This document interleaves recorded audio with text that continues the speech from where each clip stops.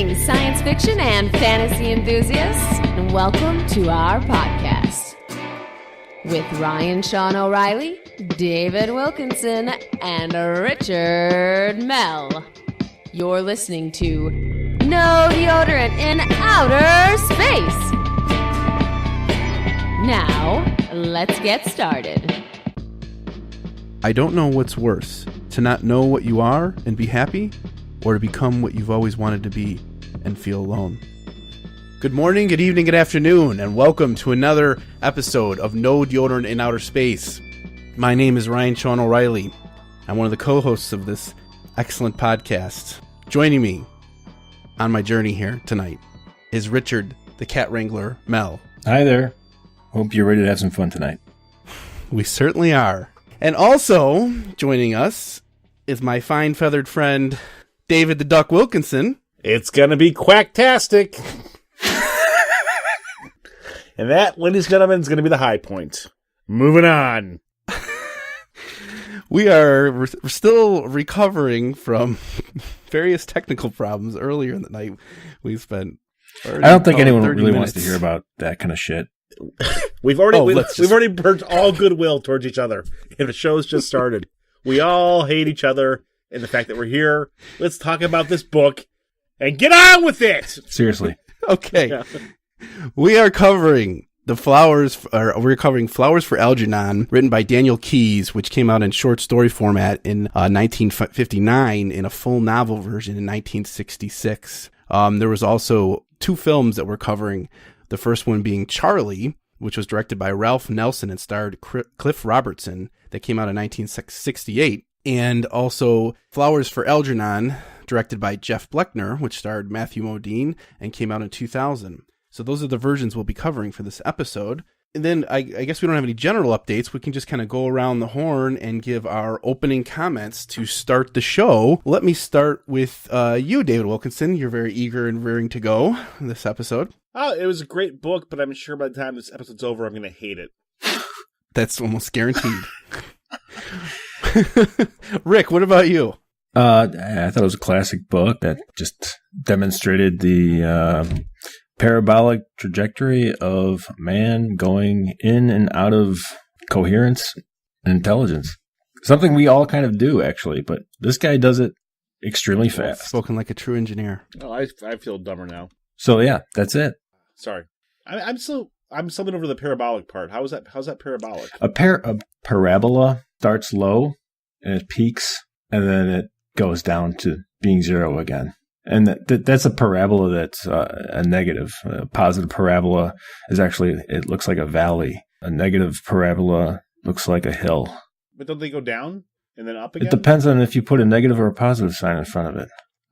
Y equals x squared. I just feel like any parabola I've ever seen. Y equals x squared is a valley. Y equals negative x squared is a mountain. So it's a negative parabolic. It's a negative parabolic, yeah. Huh. Okay. That makes more. So you just flip the parabola over. Yeah, I'm sorry if I got anyone confused about not including the negative sign in front of the x squared. You always have to tell us if you're using the negative sign, right? Well, I know. Parabola, I can picture it. It's just like that little, it's a little curve type thing. It goes down, then up again, and it's my only recollection of that. And then, or is it like a parable? I guess it's both.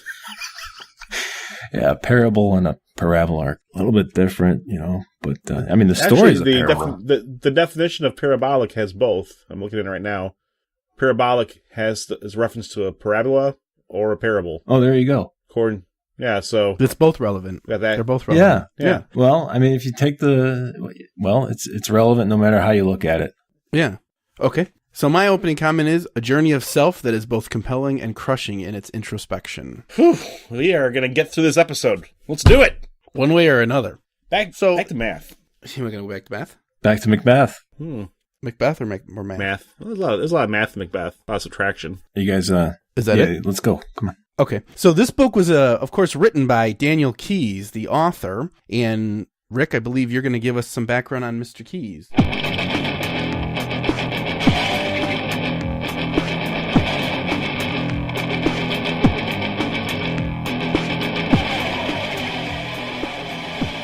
Okay, Daniel Keyes. This gentleman had a unique professional life with everything that he's done, just because a lot of his legacy relies on the book that we're about to cover, Flowers for Algernon. The book is profound because he basically writes from the empathetic viewpoint to what the main character, Charlie Gordon, is going through.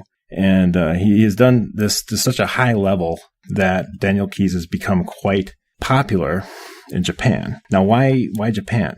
Japanese people actually find empathy and affection as valuable as intelligence, as valuable as one's capacity to compete with others. It's kind of like the yin to that yang is, affection and empathy.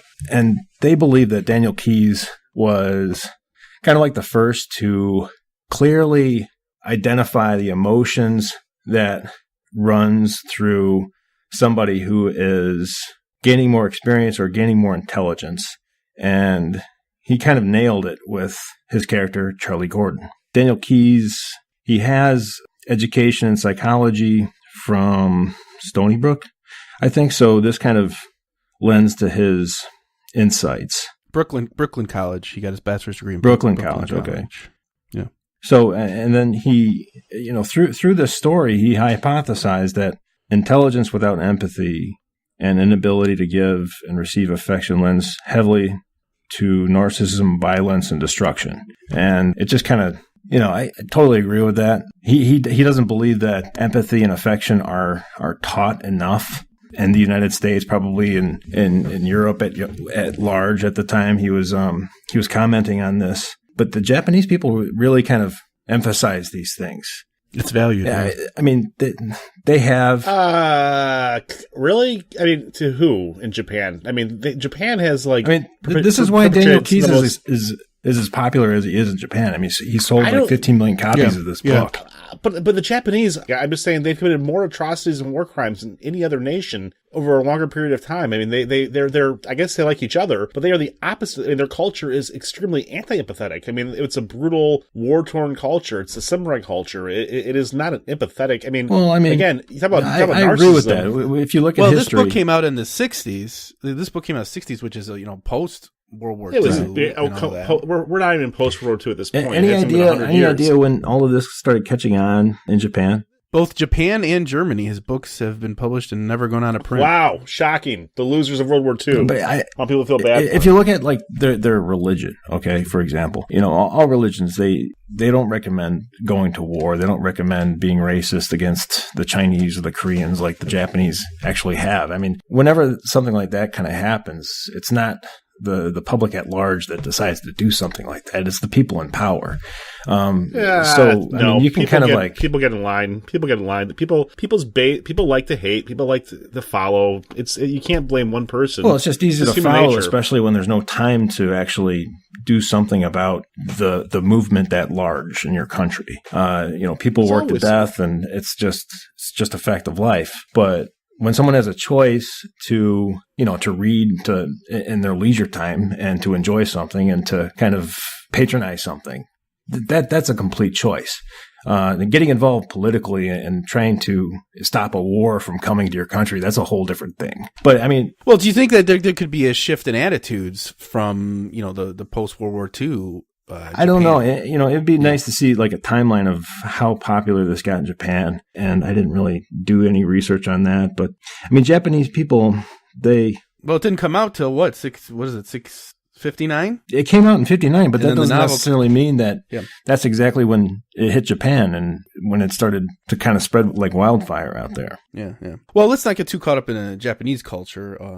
Yeah. But anyway, well, I guess, Daniel Keyes, he really hangs his hat on Flowers for Algernon. He wrote another book. He wrote, maybe 5 or 6 other books, but another one that kind of pops up and is quite popular is The Minds of Billy Milligan. And this sort of further exemplifies his knack for, empathizing with his characters. And this one's the Billy Milligan's based on a true story, I think, right? Yeah, Billy Milligan is based on a guy who is, he's charged with these major crimes, but then he's acquitted because he has 24 different personalities.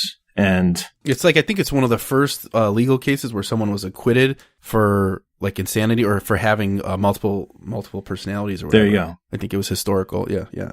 So, I mean, you can imagine the complexity that kind of came into writing about this character. I'm not really sure if he writes about every single one of the 24 personalities this guy had, but I mean, that's just a tall order for any kind of author. I don't care who you are. So that'd be interesting to kind of check up on if you have time for that. He's not a real prolific author, like you said. Like I said, he hangs his hat on this one book, but his history is pretty rich. He basically worked for the beginnings of Marvel Comics. He wrote for Stan Lee, or he didn't write for Stan Lee. He managed the writers. He managed Stan Lee's stable of writers. Understand Lee. Yeah. So he was like Stan Lee's front man when it came to the creative process, getting all these stories together for, eventual comics. And I think it was Atlas Comics. Atlas Comics that was one of the companies that became Atlas, Marvel. Right. There was another one though. Yeah. It was like Marvel Comic, or it wasn't called Marvel Comic, but it had the word Marvel in it. But he also was the first in his immediate family to go to college, and he struggled with his parents because his parents, they didn't go to college, obviously. They wanted him to get into medical school, and he fought them the whole way about, doing that or writing. And they just didn't quite understand that he had his own trajectory in life. And they just kind of thought that if he followed this prescription, he'd make a lot of money, and that's all there is to it. So at the same time, he's going to college and he's getting a great education, obviously. And it kind of separates him even more from his parents, because he's kind of looking at his parents like they're a couple of dumbasses. He's young and he's just kind of cocky, but he's also, maybe he's right a little bit. Obviously, his parents have less experience than he does, but I'm sure they say quite a few things that just sort of rub him the wrong way. And, that right there is just a conflict when you have your authority figures kind of talking down at you and, they sound like complete dumbasses to you. It's hard to follow. Kind of like how if Trump were, elected president, it's just, that would be impossible for at least half the country, and they'd all have to move out of the country. So that's another little tidbit about him. He ended up becoming a creative writing professor, I think, in Ohio, right? Yeah, Wayne State, and then University of Ohio. But I don't think, the Buckeye. I don't think he was at the Buckeyes. But yeah, he taught at 2 schools in Ohio. Yeah, he was Ohio University, professor emeritus at Ohio University, and he became author emeritus for the Science Fiction Author Association, or Science Fiction Writers Association. SFWA, I think. Science Fiction. There you go. Yeah, Science Fiction Fantasy Writers Association, SFWA. Yeah. Then they're the ones that do the Nebula Award. And they basically awarded Daniel Keyes for writing Flowers for Algernon. And then, everyone admits it, including Daniel Keyes. I mean, that's just plain. He doesn't have that big of an ego, but he's very good. And if you read this book, you'll know why. It's very different from other books. Yeah. Do you have anything else on him? I think that probably should do it for him, right? Well, he died in, I think he died in 2000, or let's see. Recently. No, I think it's more recently. He died in 2014. Okay. Of pneumonia in Boca Raton. There you go. So not that long. No. Yeah. Okay. Well, unless, Wilk, do you have anything to add about the author? Or? He's dead. Death comes for us all. That's true. It's very true. Well, then why don't we move on to the book, and let's go ahead and, Wilk, why don't you give us the book summary, the synopsis,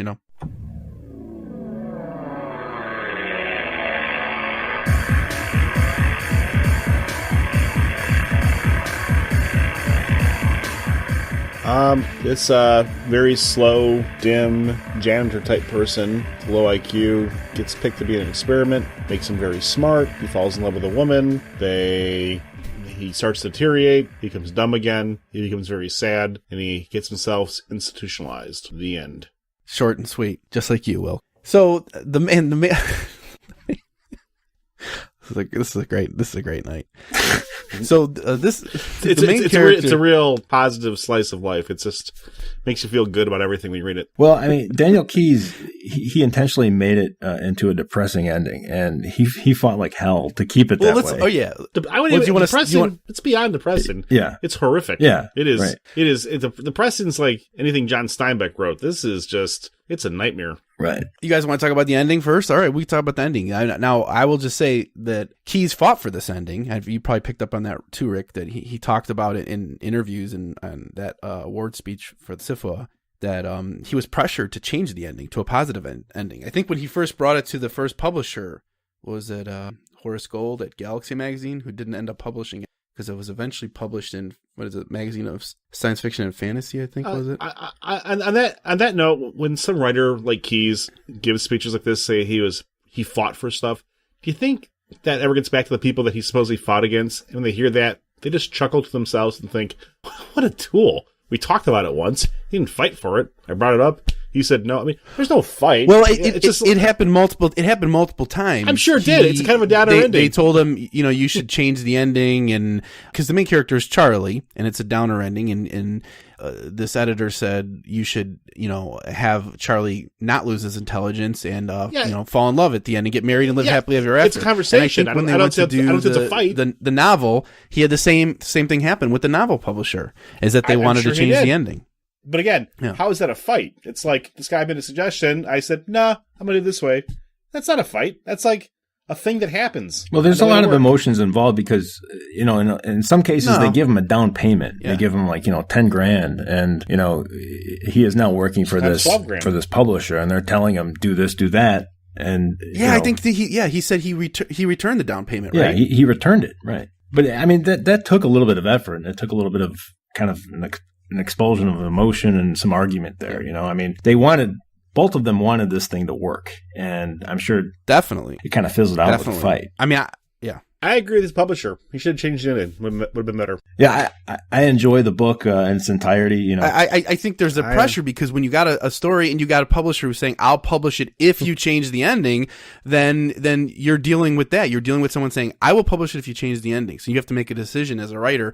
Okay, either I get it published and I'm a successful, I make money and I have a sale and I acquiesce to their demand, or I stick to my guts and don't change it and risk not selling it anywhere else. So I think it does take guts to do that. Yeah, it's not really a fight. Just kind of a thing that personally, I thought the whole. I disagree. I think it is. I thought the whole downtrend on this guy's life, him getting less and less bright by the day and by the week. It really gave you that perspective, and I appreciated that. It happens to everybody in their lives. I mean, everyone's going to get old. Well, if you survive into old age, and it's just, I think it's more realistic, and the way that he did it, it was just kind of beautifully done.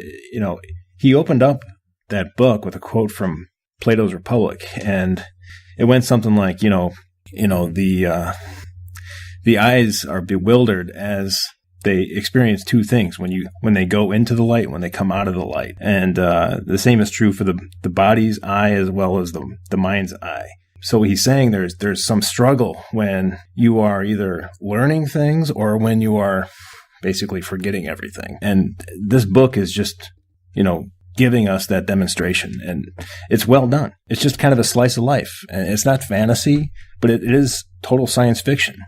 Yeah. Rick, did you feel that the story is written in epistolary fashion, which we dealt before when we did our Carrie episode? So it's written in, like you said, progress reports, written almost journal entries from the main protagonist's perspective. And it's literally written in sort of a degraded quality of language in the beginning, which progressively gets better as Charlie, the main character, gets smarter, and then it deteriorates again at the end. Did you find that kind of gimmicky, or I guess you felt it worked? Well, I mean, when I began the book, I was just telling myself this is just a poor version of The Sound and the Fury. I mean, this is horrible the way that this thing is being written. I've read dumber people, write dialogue of stupider people in literature, and I just wasn't happy with what I was reading in the first few chapters. But then I started to catch on to what was going on, and I expected a parabola, and that's exactly what I got. A negative parabola. Negative parabola. Correct. Wilk, how about for you, Wilk? The actual reading flow of the text. Yeah, it's a good book. It's I read the short story, I read the novel. They're I don't think one's better than the other, to be honest. But in fact, the short story, you can get the same kind of feeling out. No, it's a good horror story, science fiction story. It's incredibly bleak and sad and heartbreaking. Yeah, it's heartbreaking because Charlie Gordon is extremely earnest. I mean, he wants to learn, and the guy doesn't have, a bad cell in his body. He's basically well-intentioned 100%, and he just kind of gets shit on all of his life by his family, and he perceives even by the doctors who are testing him. And, once he gets more intelligent, he kind of loses touch with a lot of the people that he was previously friends with. He works at a bakery, and everyone's kind of like, he's friends with everybody at his own expense. They all kind of make fun of him, and he kind of laughs everything off in complete goodwill. And then he figures out that they're just laughing at him. They're not laughing with him at all. But he gets more intelligent, he's questioning his own, girlfriends and stuff too. Do you feel like he becomes colder when he becomes more intelligent, and he also becomes like detached? And no, I don't think. No, he doesn't become more cold. He's just more sensitive. He can see more. He can empathize with other people more too.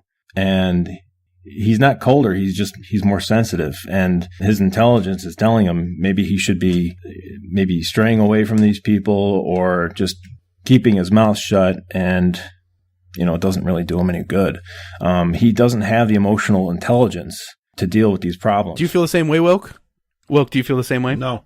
How do you feel? Do you feel he's becoming more distant and from people, like when he became more intelligent? No. How do you feel? I did not feel that way. How do you feel? I thought he was becoming smarter. He gets smarter, and then he gets stupid. Yeah, that's pretty much it. I mean, all that bullshit about him not being he's a horrible person. He's a good person. He's just a person. I mean, like, the author, he had a good idea.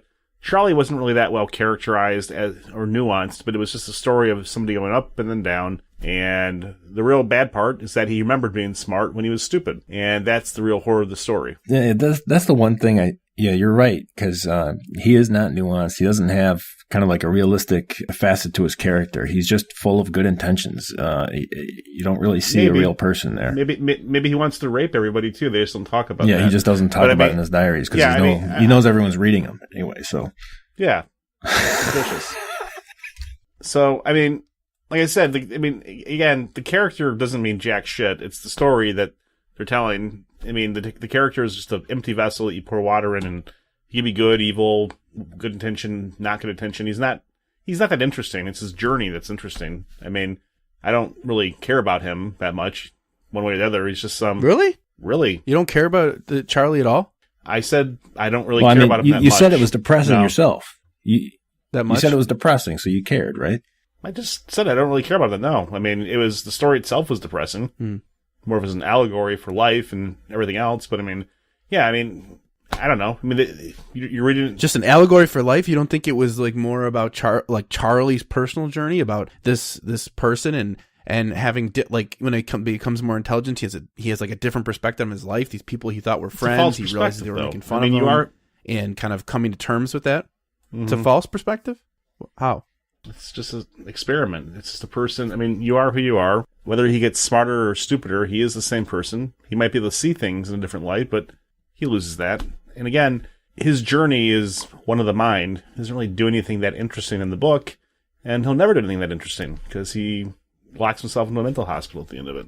So, I mean, I don't know. I mean, the story doesn't really go anywhere. But don't you think the interesting thing is his contribution to humanity and to the experiment by, like he says, providing that even the fails for scientific experiments are important as successes. And by his actual journey, the text we're reading, that's his contribution. That's just something losers say. No, how would that make you feel good? Why was that something losers say? Because you're going to take pride in being part of a failed experiment? That's god awful. Nobody actually believes that. Not even, but it's. I mean, he might say that because he's contributing to the knowledge. Yeah, so is a person who's being dissected alive by Nazi soldiers. Yeah, they're contributing to science too. Even in failure, you've helped the situation. He's essentially being. You can't have any success unless you try. You don't have to. Who the fuck cares if you help? It makes him completely miserable. He's not a happy person. This is all done. He locks himself. I mean, but he's sacrificed.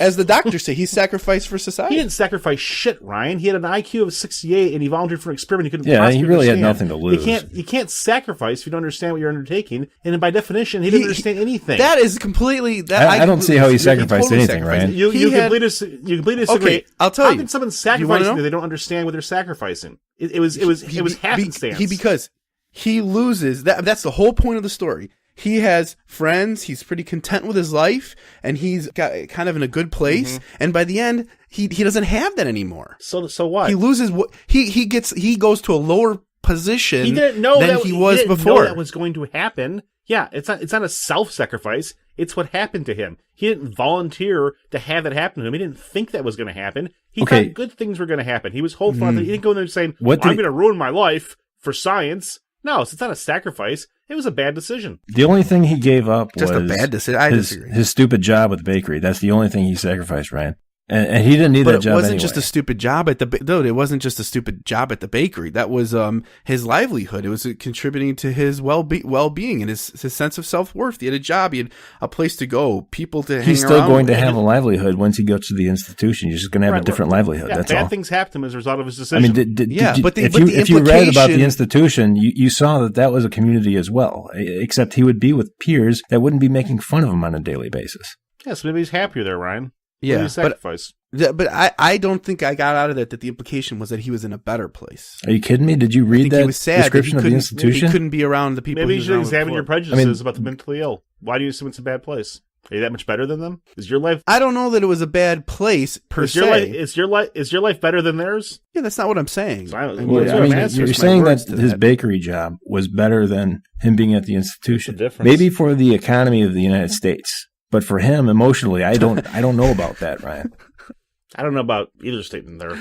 Well, that is a question. That's a good question because, like, were those people really his friends at the bakery, or were they really just mistreating him? That's another kind of question I have. At some point, they seem to be clearly mistreating him. At other points, when he comes back, they defend him and stuff, and it does seem like some of them care about him. Just like anyone in life, there's jerks where you are, and there's people that are nice. And we don't know what's going to happen to him when he goes to the Warren Institution. We don't know. That's where the story ends. But it's still not like a self-sacrifice on his part at all. Yeah, I don't think so. Well, I guess you're saying it's not a self-sacrifice because you're saying he didn't have the capacity to make decisions. Let's get off of the sacrifice is not like one of the issues in this story. I don't know. I mean, you just kind of said it, and I don't know if you were prepared to back it up. Obviously not. So let's just move on, right? I think I clearly backed it up. No, you didn't. Do you feel like you did? No, I know I did. I'm sorry if you guys can't, pick up on that. Maybe you can clarify a little bit. No. It's back to the noble hero Algernon, or Charlie, whatever the fuck his name is. I don't see him as a hero. I just kind of see him as like a guy who's sort of expressed his wish to get better and to see things in a more clear way. And who doesn't want to do that? And, he's willing to take the time, and maybe you see, that as a sacrifice, just taking time to learn things. But that's exactly what he wanted to do, and that's what he did. Why are you trying to imply that, what he did was meaningless? I'm not implying that. Wilk is. Wilk is saying that, so it was. So I guess I'm disagreeing with what Wilk saying. Well, maybe meaningless is the wrong word. I'd say it was cruel, unnecessary, and did nothing to benefit him. And anything that they say, I mean, whenever something horrible happens to someone at the hands of authority, they always say, well, you're part of the greater good. You lost your leg in Vietnam. Don't worry, you fought for freedom. You incurred $100,000 in student loans to a medical assistant. Well, you're bettering yourself. It's bullshit. It didn't help him. It was some experiment. They victimized somebody who was slower, who was weak, and they made his life worse as a result. Who cares if they made things better? It's about empathy. Where's your empathy for that? It was a cruel experiment. Yeah, I mean, I think that's a valid point. I mean, the bullshit. The perspective of the doctors, it does come across that they're just using him, and he comes to that realization that they're just using him. And they have selfish interests. I think that's a good point. I thought that perspective was a little immature because he very well knew that he was part of an experiment from the start. And when he starts to get a little bit more intelligent, all that's kind of rubbing him the wrong way is the things that Dr. Nemours is saying about him. He's referring to his previous life as non-human. And he doesn't really come out and say that outright explicitly, but Charlie is so insecure about it because his intelligence level has risen so much. It just kind of puts him on pins and needles. Like I said, he's a lot more sensitive, and he's trying to cope with all of those things. He's learning emotionally, but that emotional trajectory is not going as fast as the hardcore intelligence. Yeah. Well, let me shift gears. Wilk, what do you think about the Charlie's relationship with women in this book. There's a lot of different relationships with women. He has a relationship with Alice, who's like his teacher and sort of mentor, and then like sort of becomes a love interest. He has a relationship with his mother, a relationship with his sister. He has a relationship with the landlady, sort of, and a relationship with the neighbor, Faye, a romantic relationship there. What do you think about overall Charlie's relationship with women? He's a dope. He's just a dope. Yeah, he's a tough time with women. And he gets smarter, he gets a little better, then he gets dumb again. I mean, I don't know. I mean, it was some tacked on. It did, just throw some love interest in there, especially in the longer version. I mean, the women were necessary for the overall plot point. Indeed, the relationship with the women is really isn't like, well, he has a relationship with Alice in the short story, but the rest of the women are a lot more underdeveloped in the short story. Yeah. I don't think Faye exists at all in that short story. I didn't mind the book, but this did not really benefit being expanded to the book. It wasn't quite like that Bradbury one we read in the first season. Something Wicked This Way Comes. Yeah, where I thought the short story was just way better. No, I mean, the book is consistent with the short story. I just don't think it really, it just gives you more of the same, but it's good. It's good writing, I guess. But yeah, I mean, the woman thing, I don't know. I mean, like, clearly you got an IQ of 68. It's going to define all your relationships. It doesn't really matter. Do you think his relationship with women in the book is more antagonistic than with men? I mean, I guess the doctors are men, and he has somewhat of an antagonistic relationship with them, and he has an antagonistic relationship with his coworkers at certain points. But it seems like most of the sympathetic characters are men, except for Alice. She's sympathetic, but she's also a source of conflict because she is like resistant, conflicted with her feelings about him. Is there a question in there, or you just and his mother? Well, it's just interesting because he has like issues with his sexuality and stuff, which is a lot of that comes from his mother. No, he doesn't. Who is very difficult. He doesn't have issues with sexuality? No. Don't you think he has difficulty being sexual with women, like with Faye? It's not an issue with sexuality. It's an issue with intimacy. It's not an issue. He knows what intimacy. Yeah, it's not sexuality. Yeah, I mean, throughout he knows what he wants. I mean, how do you make that? Come on. Well, I guess intimacy is a better word. Maybe you it. have an issue with sexuality. Why is that in your mind? Well, let's talk about this, Ryan. I mean, that is this is not. Yeah, he has no issue with sexuality. With being sexual, I mean, with intimacy might be a better word. With getting close, although I feel like he is. I don't think it's a better word. I think he has trouble being sexual with her. It's the accurate way to describe it. Sexuality is he knows who he's attracted to, but he has difficulty being sexual with Alice. So, and I think it stems from his relationship with his mother. That's very Freudian, I guess. Who are we talking about here? I just thought it was interesting that he had this antagonistic relationship with his mother and then with his sister, and I guess later on he sort of resolves things with his sister, because she doesn't seem to remember the past the way he does, or she is changed, although his mother is always kind of cold to him. His dad is more sympathetic. He's got a sympathetic uncle. His boss at the bakery is sympathetic. Do you think he's gay? What's that? Do you think he's gay for men? I don't know. I don't think so. Did you see any indication of that, Wilk? No, I'm just asking. You're just asking.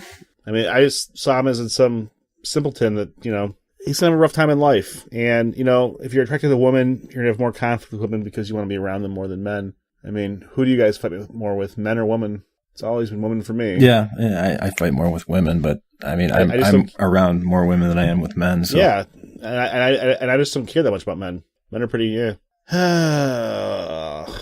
Charlie. Secret lover. Well, I guess I don't think I have much more to add on this. I noticed that the book they've attempted to ban it, or they have banned it in some places occasionally, but that seems to be mostly just for Texas. It seems like books are always banned for sex.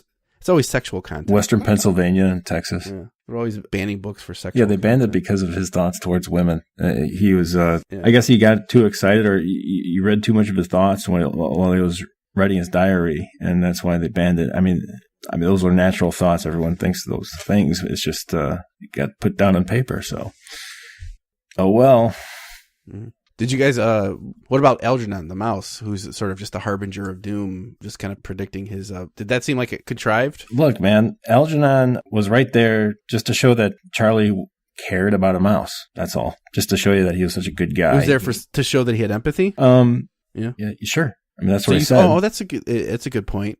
All right, so then let's just go around and say our final comments.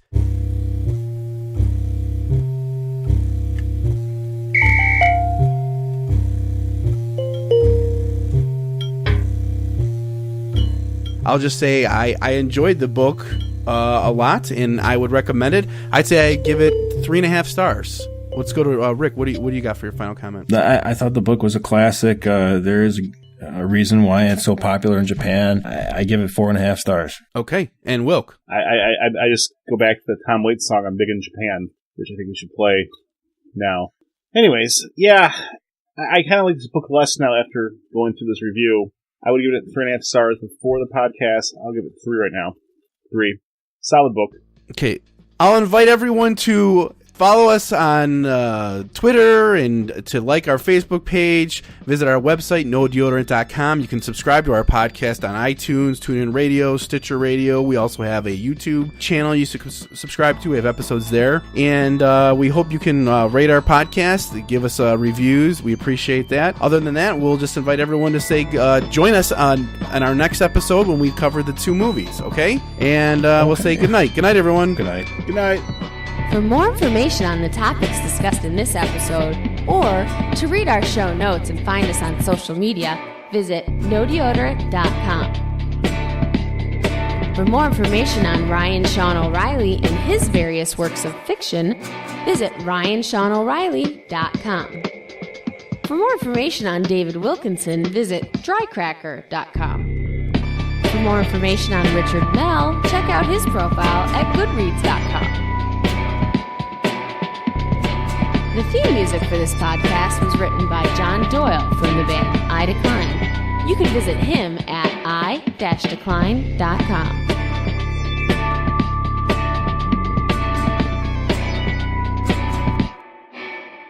Voiceover for this podcast was provided by me, Margaret O'Reilly. Well, that concludes our episode. We hope you've learned a lot. Again, thanks for listening to our show. And always, always remember, there is no deodorant in outer space.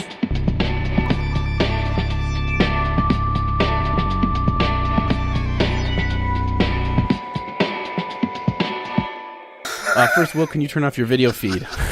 Please turn off your video feed. I'm enjoying watching Will give me his reactions. Every time you cut him off. You're breaking up, Rick. No, but you're breaking up on Skype. I couldn't hear you. What's weird is there's a mouse, but it's not a fable. You think of like Aesop's fable. There's a lot of mice in them, and yeah, okay. Oh, it's all about the mice quotient. Oh, that's actually. Do you know what a quotient is? So my Ryan? opening comment is. You know what a quotient is? No, I was an English major. Is it a sum? What is a quotient? A quotient is I think it's a fraction. I feel like you don't know the answer to that either. Let me see. Are you guys ready for my opening comment yet, or no? I thought you already made your opening comment. Was it something about being gay? No, I haven't made it yet. Quotient. Waiting for you guys. How many times is the result in mathematics? A quotient is the result of a division. There you go. Fraction division.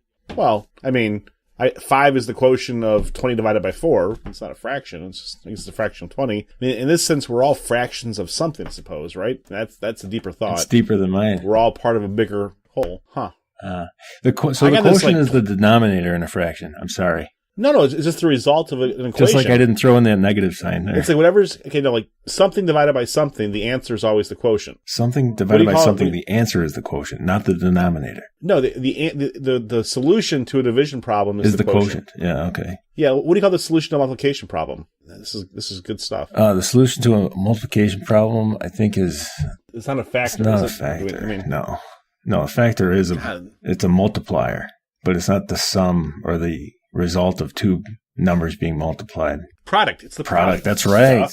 When you got the sum and you add things together, what do you call when you subtract things? When you subtract things? The difference? You add things, the sum, the difference. There we go. Sum, different, quotient, product. Ryan, how are you doing? What's up? Give your statement. You want me to give my opening remark? Not really. Oh. Tell me when you're ready. Okay, go ahead. Okay. Okay. Go. So go I'm noticing we're having problems with Skype. I'm going to turn my video off. You should do the same, Wilk. Well, then, maybe you can clarify a little bit. It's hard to clarify anything because you guys are cutting out every half second. Is it cutting out for you guys? Yeah, it is. No. It is for you, Rick? It's not for you, Wilk? No, I can hear you guys. Oh, I'm definitely missing. You're only cutting out maybe once every couple minutes, though. It's not that bad. So I'm sure there's still some coherent listening going on. All right. Is someone crinkling like wrappers? Yep, that's me. Like a sausage McMuffin. McMuffin Back from Target here. And Is that what you're hearing? Yeah, hearing that like all while you're talking. So that's great. Yeah. So it sounds almost as good I'll as Tom invite Waits. everyone to... And here's some Tom Waits to send you away. To play us out.